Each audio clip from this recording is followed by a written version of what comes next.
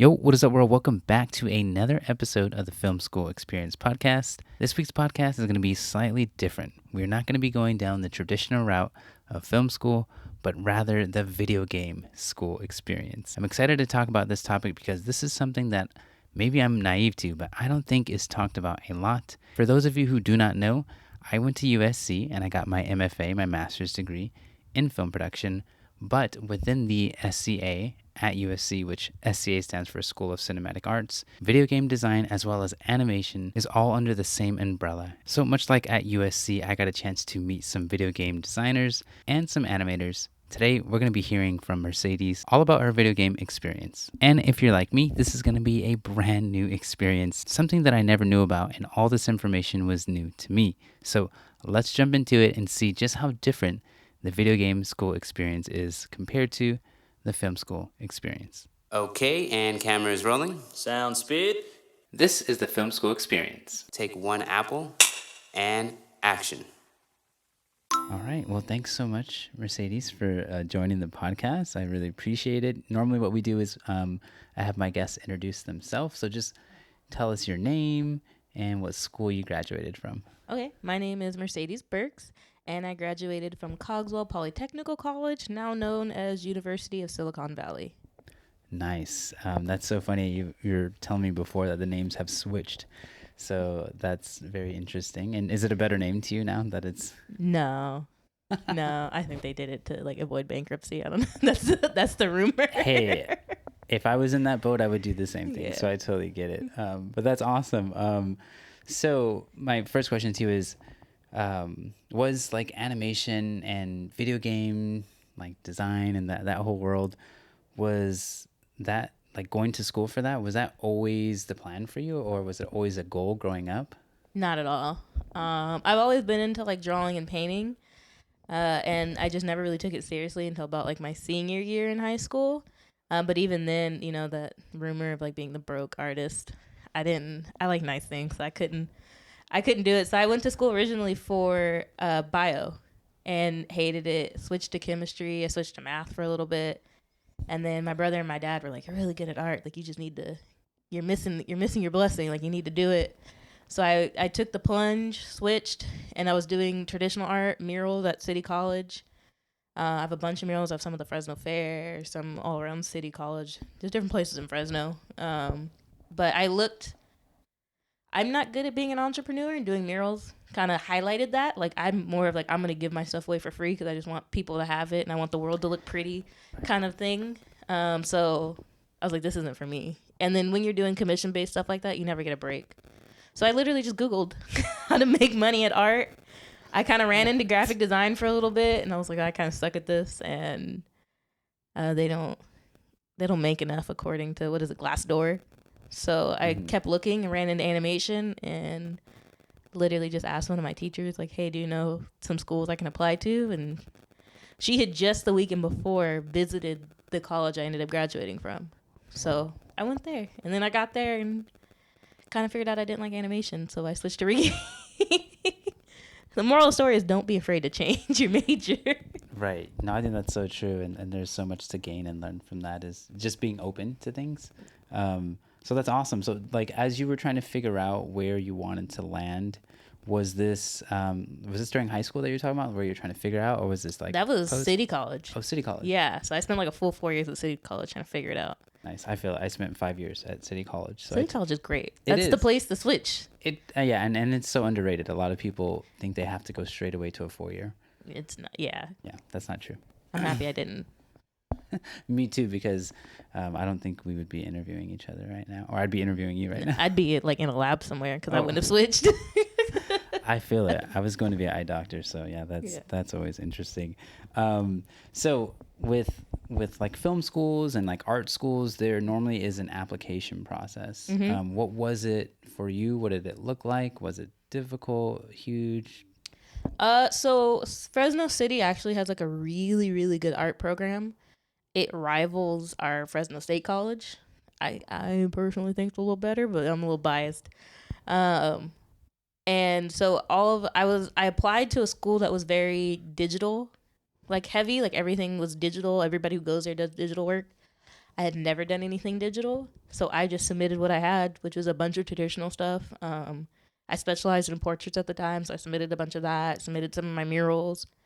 But yeah, it was a portfolio process, and I had to write an essay, but I don't remember like anybody really caring about the essay. It was more about the art, Right. honestly. No, that's fair. That's usually what it's about. Like, what can you do? What do you have to offer? What stories, do you have to tell Yeah. from your vantage point? So that's really cool that it was portfolio based, and like knowing that, what you do and what you went to school for is very digital, and you not having the biggest background in that, was that intimidating for you, or? Oh, for sure. For sure. I just kind of was like, well, you want to do it, you got to do it. So, Right. I'm very blessed. My parents, as a graduation present when I graduated from City, they bought me a Surface Book that I still use. Not as much now because I got an iPad and Procreate's a little easier. But I had a Surface Book, and the cool thing about that was it had the ability to draw on the screen. The screen kind of pops off and it operates like a tablet.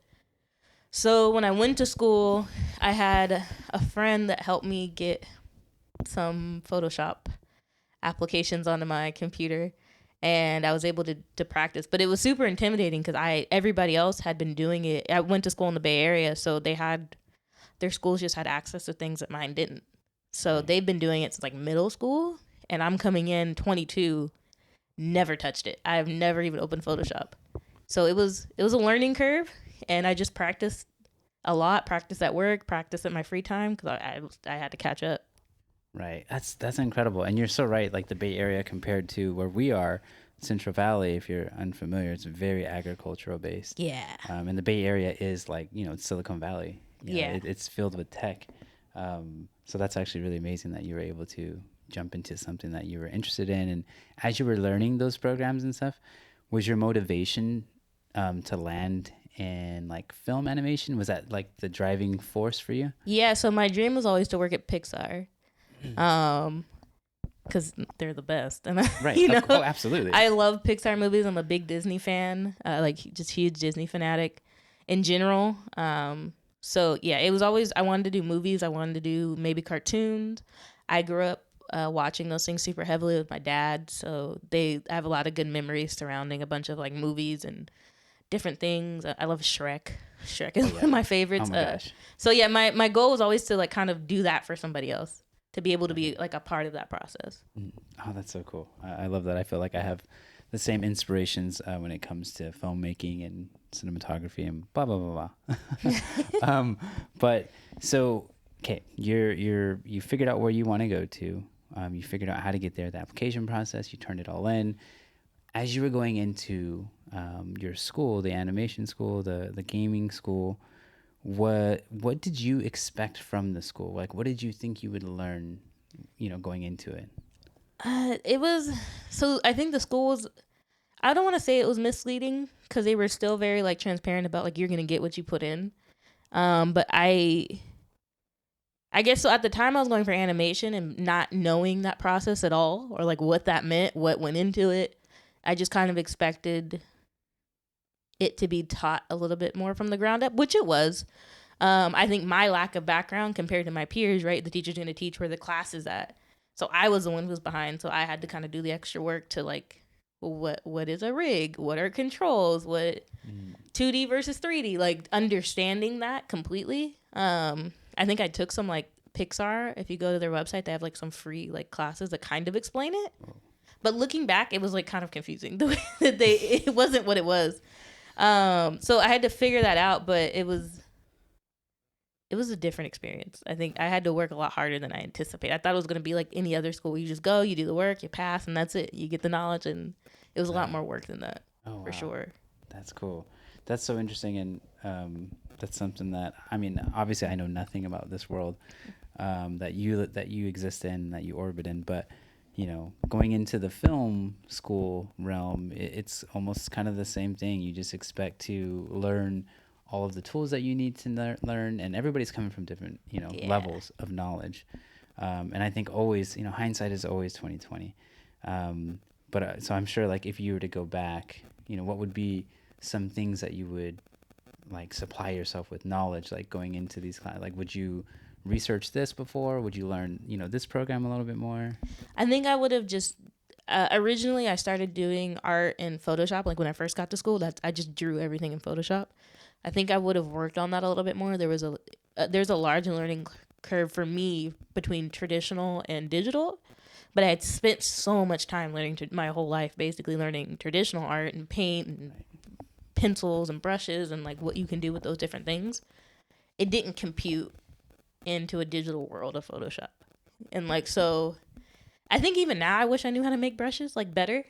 Like I wish I can do that. I know all these techniques with paint brushes that I can use, and like a fan brush can do this sort of thing if you hold it this way. Like I wish I would have like focused more on how to make brushes, and I could have gotten my end product a lot quicker. Wow, that's so interesting. Yeah, I mean, like, do you feel like kids growing up nowadays have a for this particular, in your world, do they have a better edge because like there's that term, I don't know if you've heard, like the tablet kids, where they grow up on this digital thing that we just never had. For sure. They're already learning how to code, like all this stuff that I never even thought like I was gonna have to do, and I kind of was like, oh, I have to take coding class, okay. Luckily, I liked it and I was good at it, but I kind of, if I would have known about these things younger, I could have put a little bit more time into them, and then I could have been that much better now because I would have already had that head start. Right. So I think they're very lucky that they don't have to. They know that they can code already. Like that's a thing in their mind. I didn't know. I thought that was some random man behind a computer, and they just, they do that like Matrix thing with the numbers flying around their head. Like, oh, totally. I didn't realize that like anybody, it's not hard. Like anybody can do it. Just learning it. Right. Okay. That's very, very cool. And yeah, I kind of envy the kids nowadays. They have everything that we're using in our world. Yeah. Right. Exactly. All right. So, you're at school, you're a student, you have your classes, you're beginning your new life. So what does your living situation look like for you? And then also like, what did work life look like, and how did you balance like going to school, doing classes, and working? What did that look like for you? So I kind of moved down there without a plan. I was supposed to move down with somebody else, and they, that didn't happen at the last minute. So I scrambled, and we had our school is really small. There's probably like 200 to 300 people enrolled at any given time. So we didn't live in like traditional dorms. They were apartments that we rented out through like a leasing company. Okay. But it was 4 people to a room. So because I was super last minute, I moved in. The girls I moved in were all 18, fresh out of high school. I'm 22. I've been partying, like living my life with my cousin. Like I had just started going out that year. So like I'm just in a different, and I'm like, oh man, like I have to live with these little kids. This is gonna suck. And there was one in particular that was very like type A, and I was like, we're gonna get in a fight. Like I don't like, you're already trying to tell me what to do. I don't know you. I don't like sharing.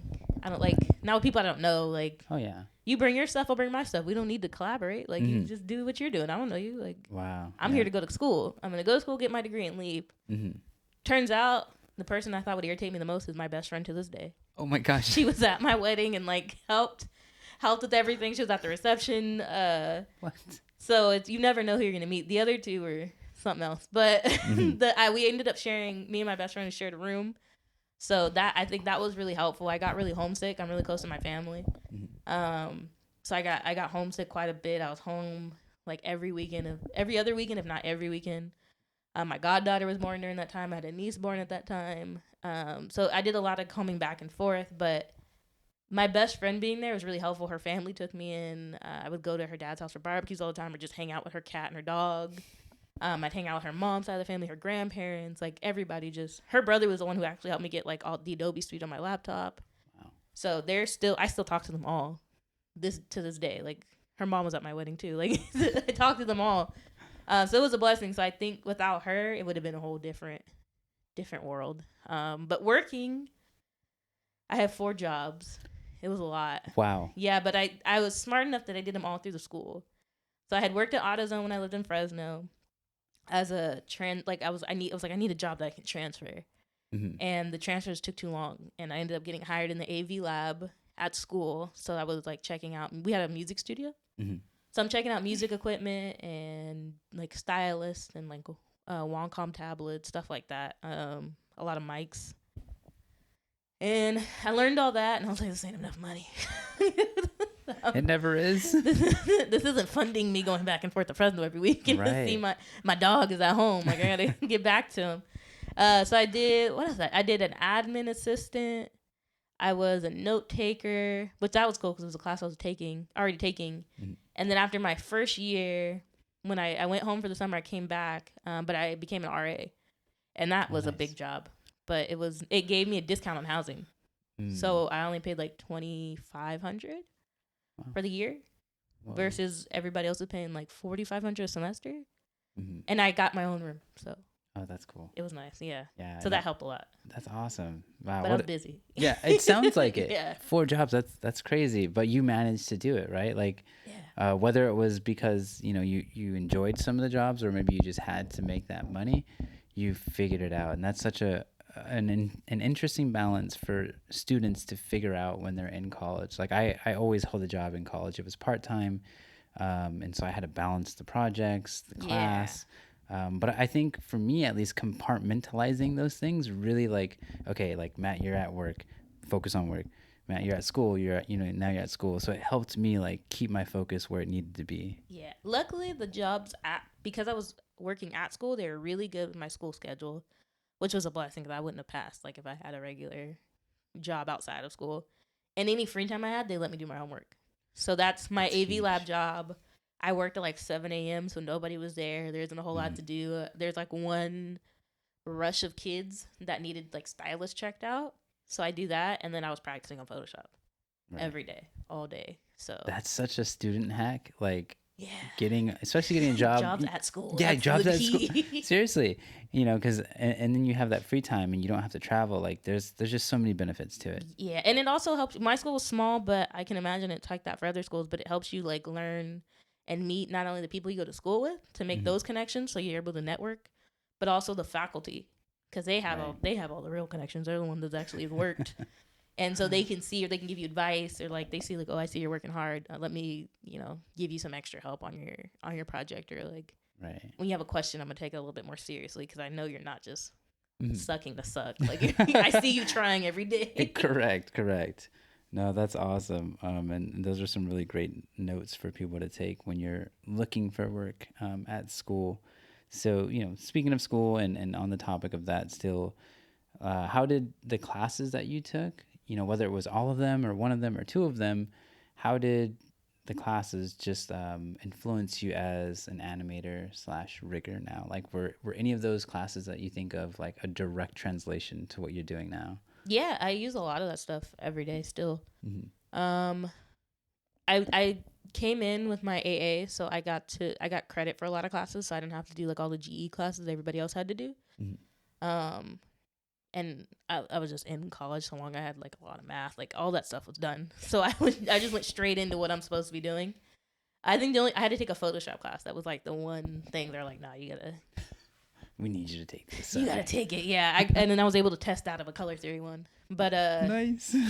all that stuff when I was doing animation, a lot of that first year stuff I think would have been the same anyway because it's like a coding class. They like make you do all the classes that are kind of like surrounding animation.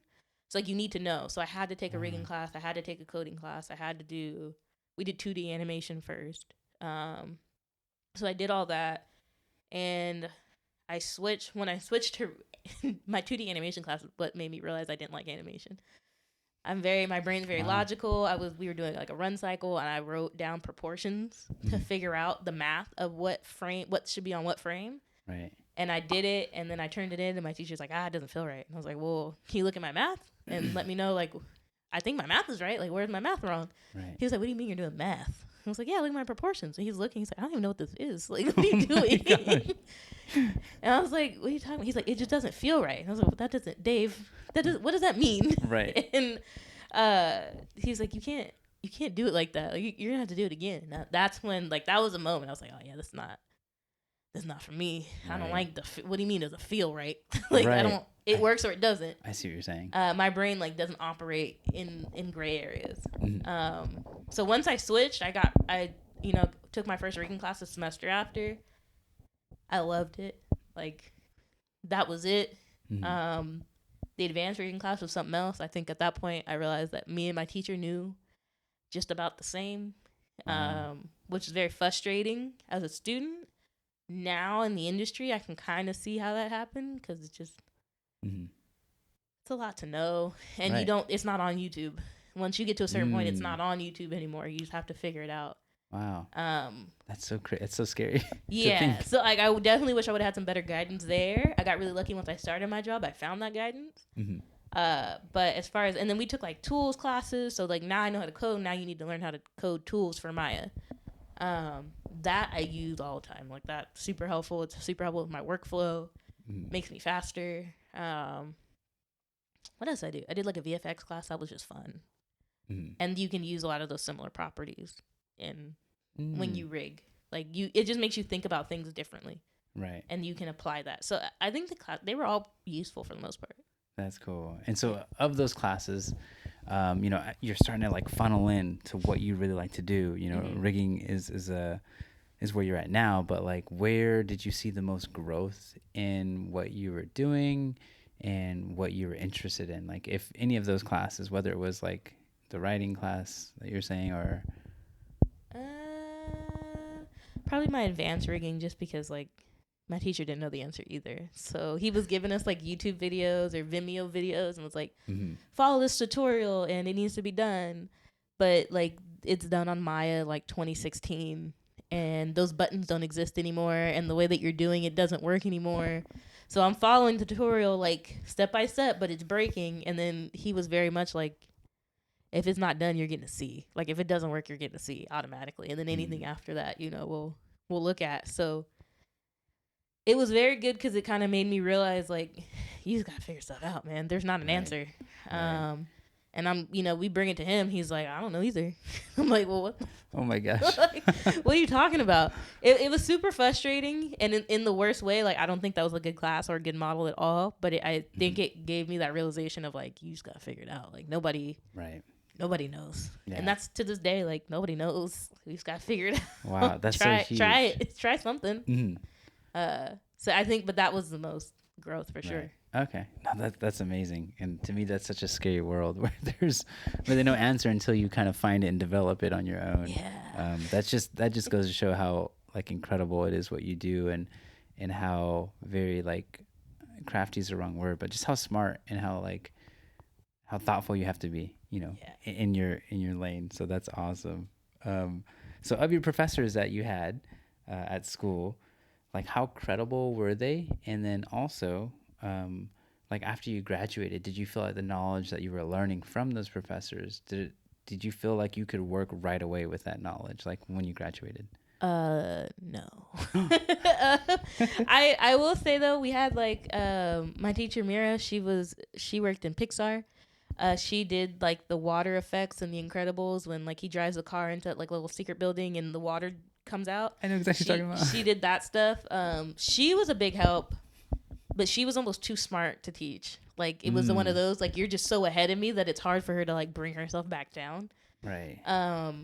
Dave I was talking about earlier, he's just he's an amazing animator. I think I learned a ton from him, but I just didn't like animation. But like best teacher ever. Like I would go take his class again. Just the way he teaches is, I don't even know how to explain it, but it's so good it makes you care. And he's really good at telling you like where you messed up and like how to fix it.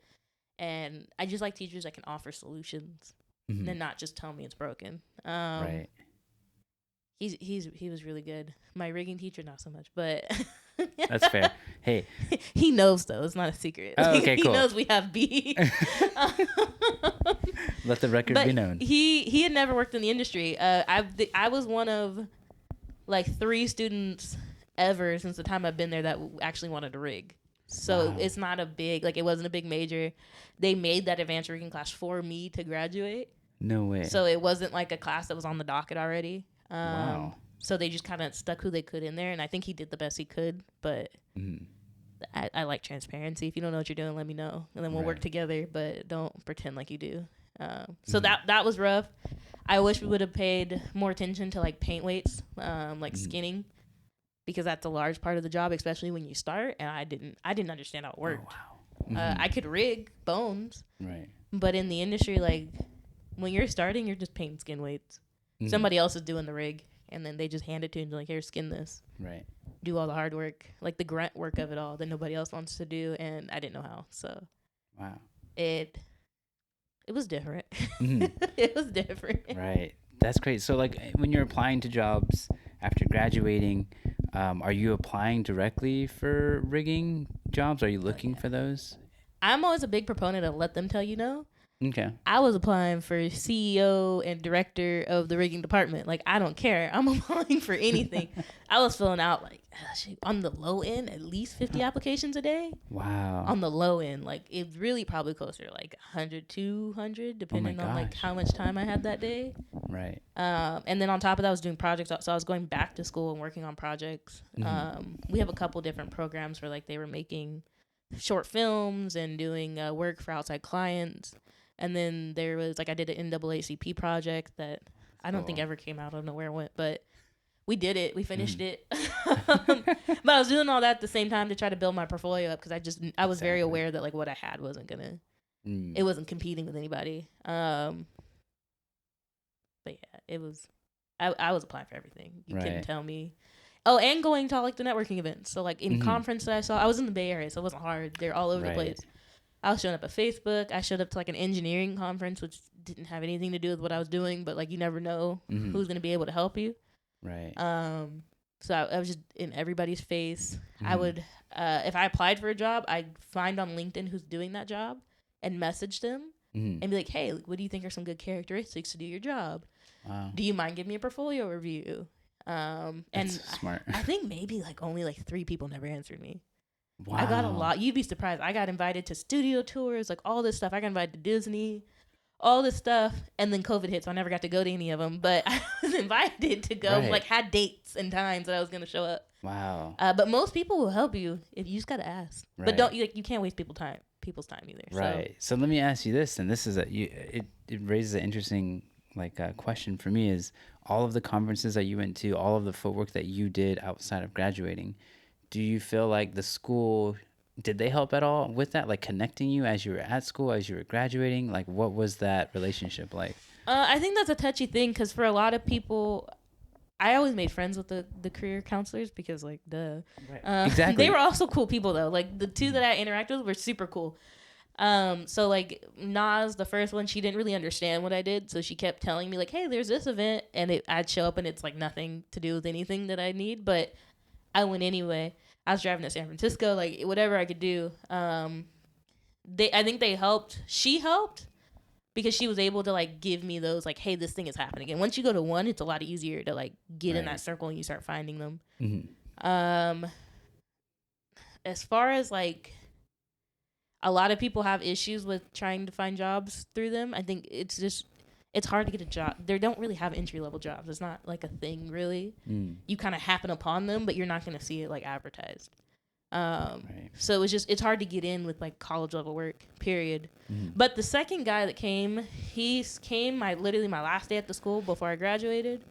I just went over and said, hey, like, welcome to the school. He started asking me questions. He's like, are you applying? And I just kind of told him what I've been doing, that I've been going to all these things. And he really helped. And he helped me got me a couple of leads. I had another interview for a Call of Duty studio before the one I'm at now. And I made it all the way to the end and didn't get it. And I cried. Damn. I cried so hard. I was so sad. But and then he brought in another lady who, like, introduced me to a bunch of other people. And it was just all off of, like, we see that you're working already. Like, you're doing all the legwork. So we want to help you because we know you're not going to make me look dumb once you get into that interview. Yeah. But he actually ended up giving me the connection for the job I have now. Or the studio I have now. It's doing a different job. And I just told him, he was like, well, does it have to be a rigging job? And I was like, no, I don't care what it is. I'll get coffee for people. I just need to get my foot in the door. Right. Once I get in there, I'm good. I just got to get in. Right. So they did help in that aspect. Okay. But I've heard other people complain, but I always kind of chop it up to, like, are you even doing the work? Right. You can't expect somebody to help you if you're not helping yourself. Yeah, so, for sure. Because, they can only take you so far. Exactly. Yeah. No, that's so interesting and very, very cool. It makes me wonder, like, coming from the film world, it almost feels like for certain jobs and certain companies, it's almost like going to film school is kind of the gatekeeper to getting a job. Yeah. Is it like that in your world? I don't know. Mm. I don't know. I've only worked at one studio. Mm-hmm. And that was my first job outside of doing like just random projects with my friends or Okay. like people. So I don't know. I Mm. know I started in QA. A lot of the people I worked with didn't have degrees, Okay. but they had been in the industry for a really long time. So, not too long ago, you didn't need one. It wasn't a thing. They didn't have Like you degrees said, not too yeah. long ago. Right. And they're a lot older than me. But I feel like it helped me. I don't think I would have gotten through the door without one, personally. Really? I don't think that anybody would have taken me seriously.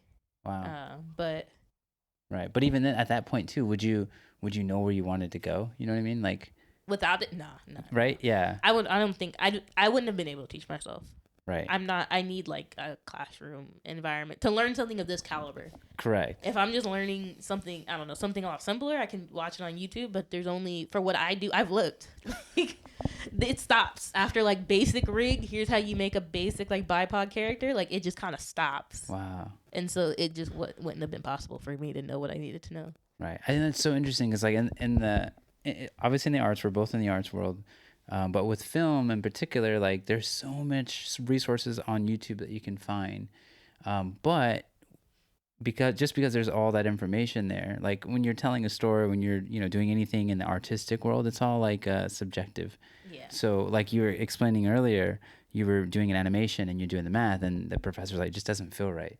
In your world, that wouldn't fly, right? Like things have to be kind of precision. Right? There's an art aspect to it. Okay. It's when you're painting weights though. So there's two. It's technical art, right? So you're technically an artist, but there's a technical side and there's an art side. So depending on where you sit in the pipeline, when I worked on Vanguard, I did like first person view arms. That was more like artistic. Mm-hmm. Now working on weapons for Modern Warfare 3, that's very technical. And it's just kind of wherever you sit and whatever they have you do.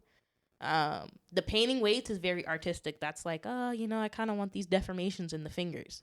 Whoa. And you get to choose how much you want to go into detail with that. When I do props, I can kind of do that as well. But there's a whole other like technical side, but you have to be good at both. Right. Which is kind of where my art brain and my math brain like meshed and thrived. Whoa, that's so cool. But it's both, but like a little bit of both, I guess. Got it. No, that's fair. That's so interesting. And so for the people out there who are interested in the world that you exist in with rigging right now, I know it's very specific, and am I wrong to say that it's emerging?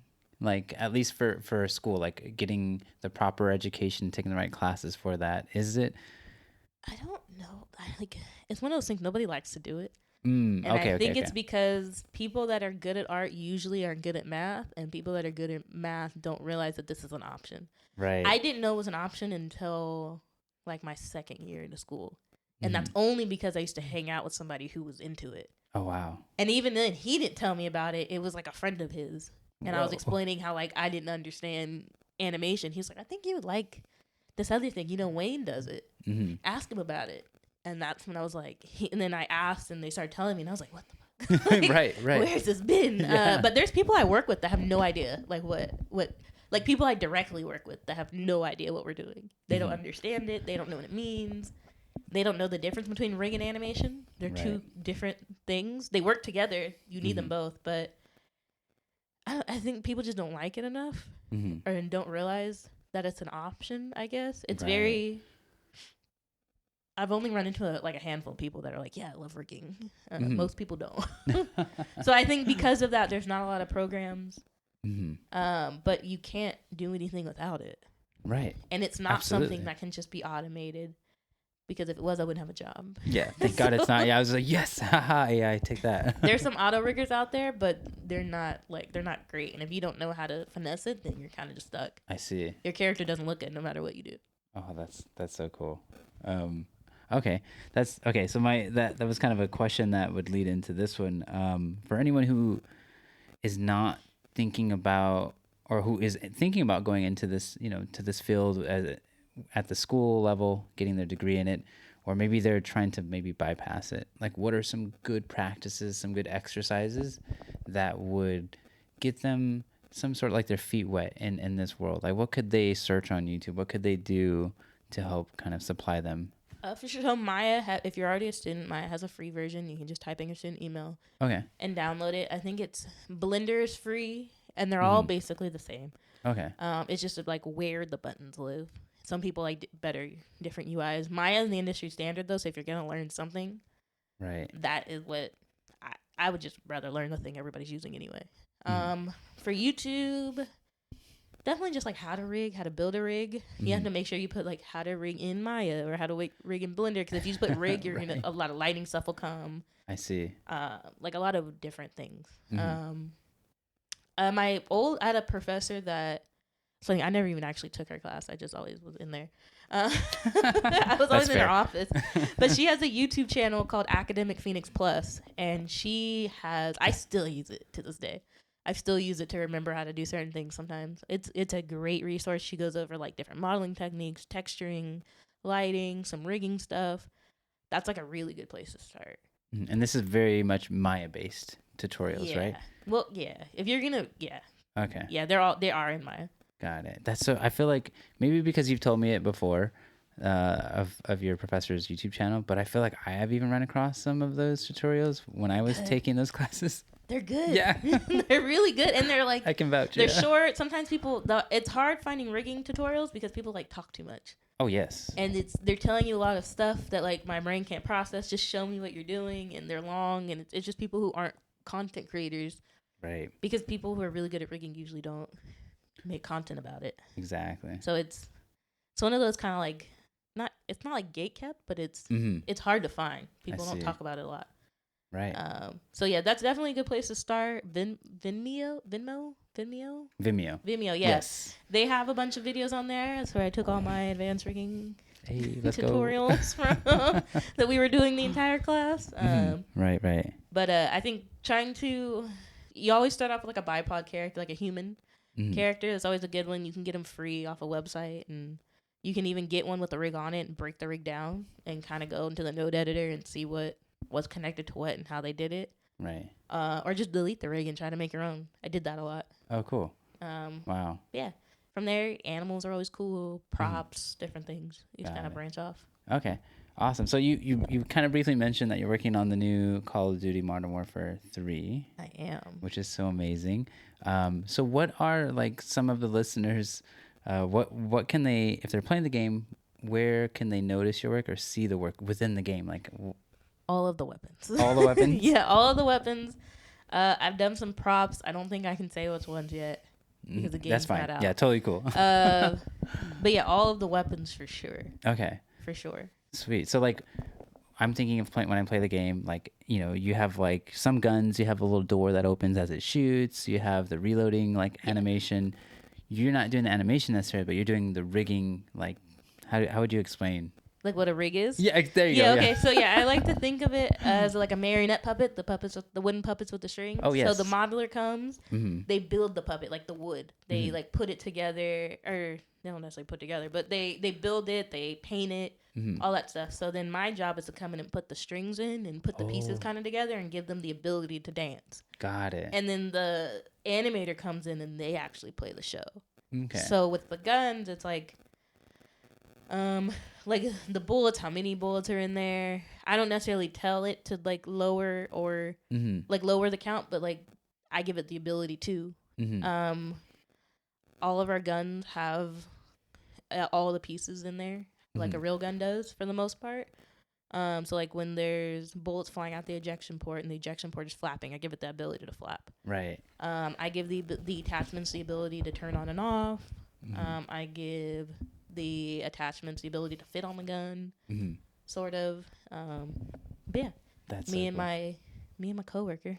So it's really only like two of us. There's a couple more that help us in between, but there's me and one other one that's been there from the jump, and right. We've like handed off. We just share weapons, so we've done both. Both of us have done we've touched all of them at this point.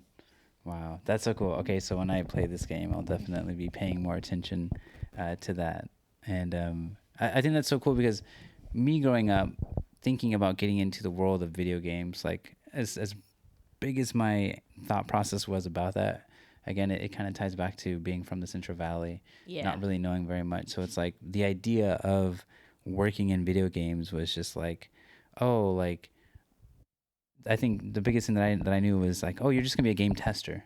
That's as far as like the wealth of knowledge that I knew was like, oh, you're gonna go into video games, or I want to do video games, but I'm just gonna be testing video games all day.